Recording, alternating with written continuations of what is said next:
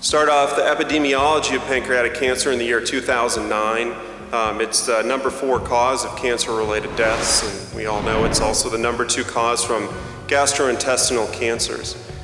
In the United States, there were over 42,000 new cases diagnosed in 2009, and there were just over 35,000 deaths, almost an equal number of deaths to those cases that were first presented. And the overall 5-year survival rate remains poor at approximately 5% for all comers. What are some of the reasons for this poor survival? Well, there are a number, and they can be broken down into probably the late presentation of disease.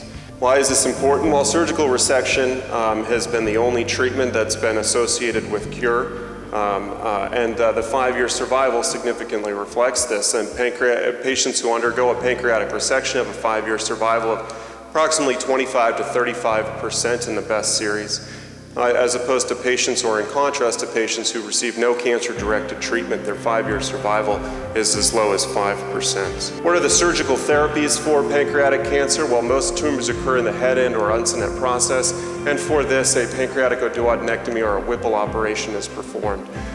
In terms of patients with resectable disease, what predicts survival? The histopathologic predictors of survival. Well, lymph node status is clearly the most predictive.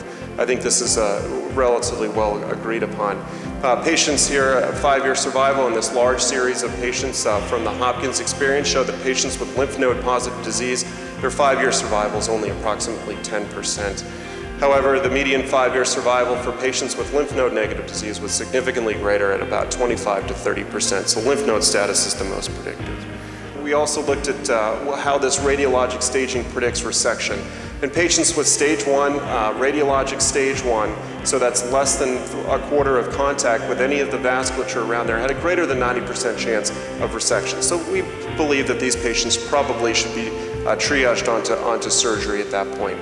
Stage 2 disease, only 50% or half were resected, and stage 3 or 4, none of these patients were resected.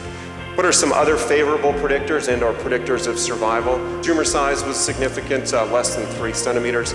Resection to negative margins was important. Location within the head of the gland, as I said, body or tail lesions usually have a worse prognosis because they present later.